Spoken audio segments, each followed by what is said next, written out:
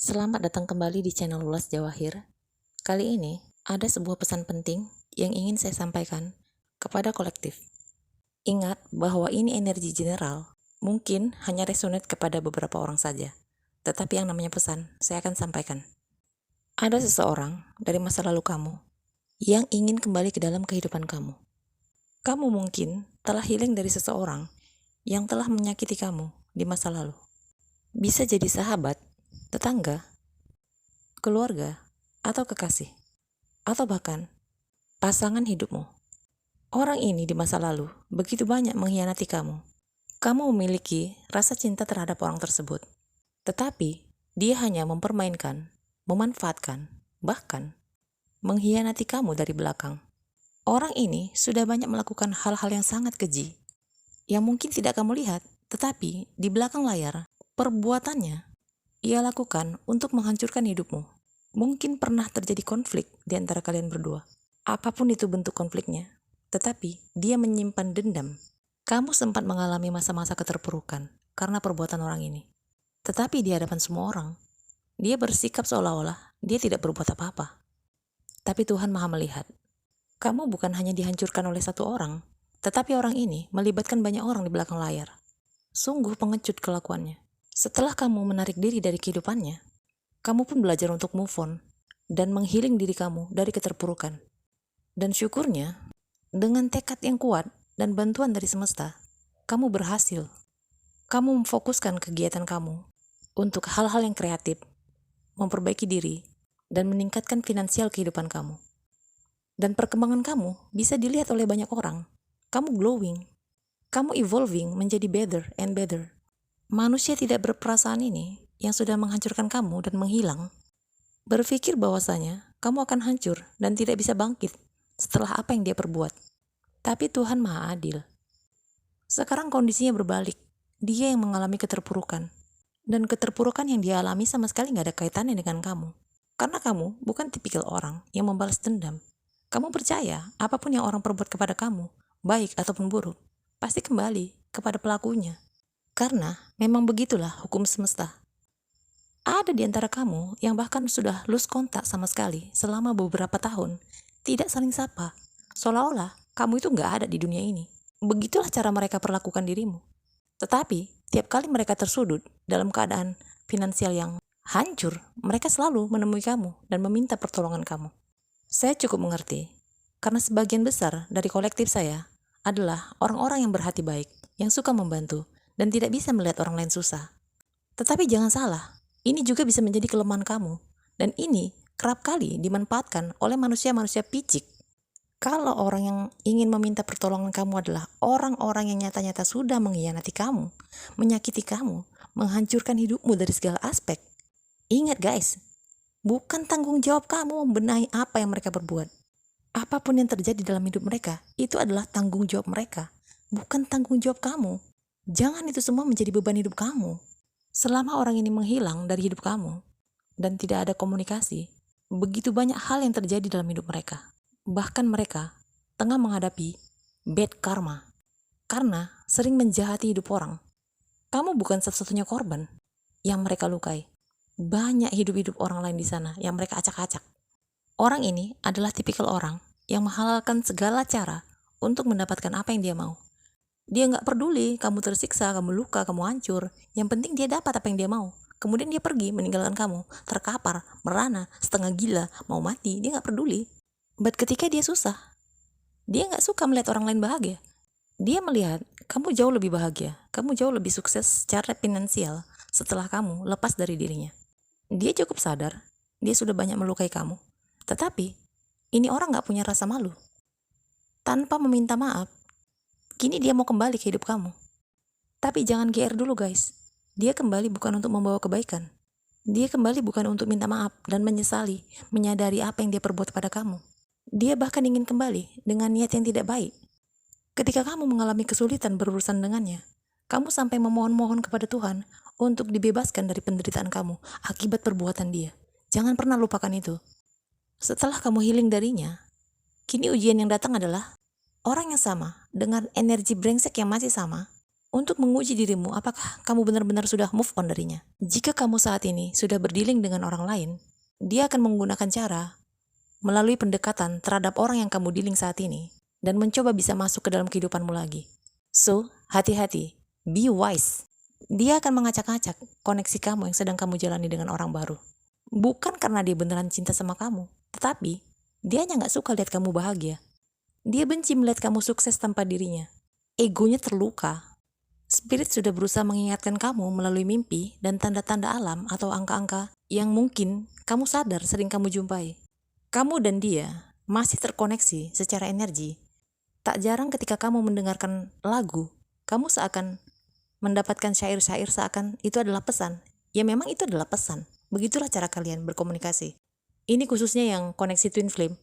Kamu dan divine counterpart kamu tetap terkoneksi melalui cara-cara yang tidak biasa. Adakah kamu mencermati mimpi-mimpi yang kamu dapatkan dari spirit? Khususnya kamu yang sudah sadar bahwa kamu sudah awakening spiritual. Kamu terkoneksi dengan penjaga kamu, angel, ancestor, dan juga spirit. Mereka selalu berusaha berkomunikasi dengan kamu. Misalnya, ketika kamu membuka handphone, tiba-tiba kamu menemukan angka-angka kembar seperti 11-11, 12-12, 12-21. Nah, apa yang perlu kamu lakukan ketika kamu menemukan angka tersebut adalah pergi ke Google dan ketikan angka-angka tersebut dan cari tahu artinya. Kemudian cara lain adalah saat kamu mendengarkan lagu, kamu terpikir tentang dia. Lagu tersebut ada kaitannya antara kamu dan dia.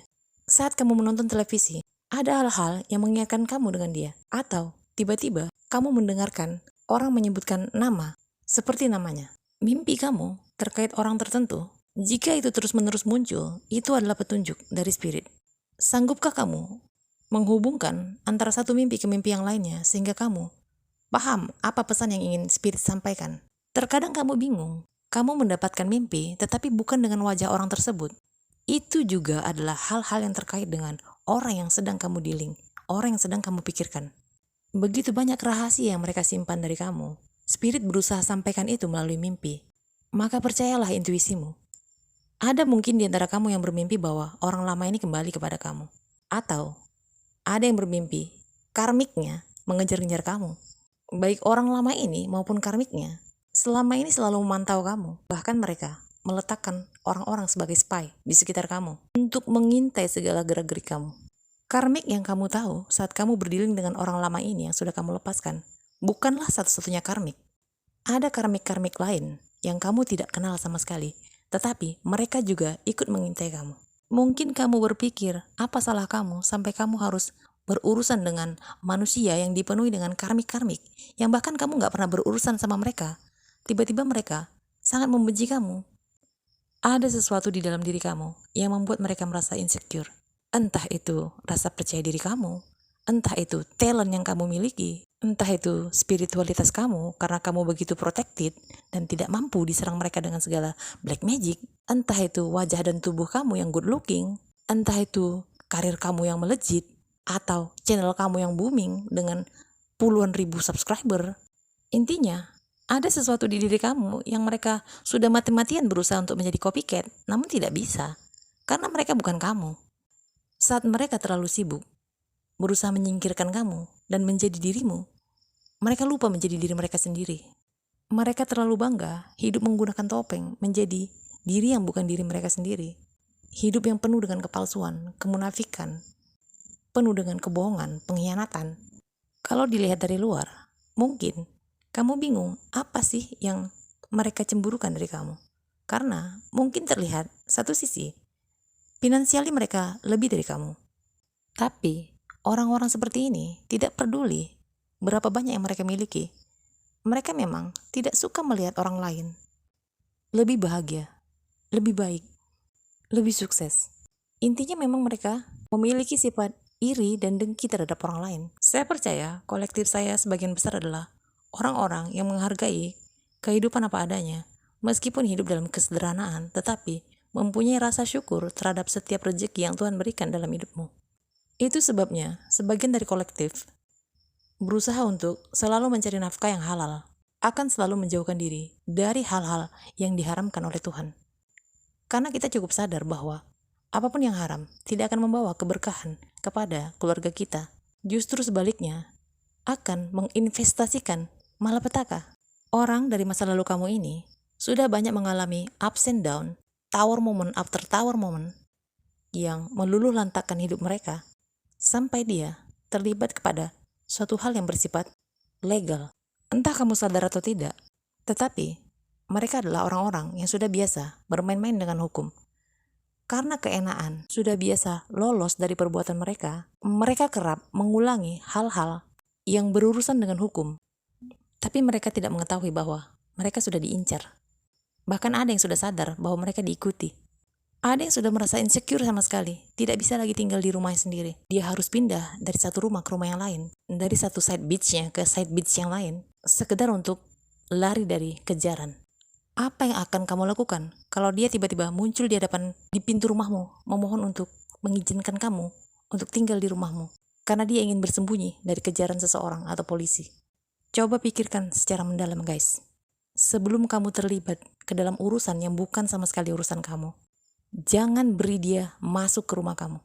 Orang yang sudah mengabaikan perbuatan baik kamu, bahkan mengkhianati kamu, memperlakukan kamu seperti sampah, seperti kotoran, tiba-tiba dia berubah.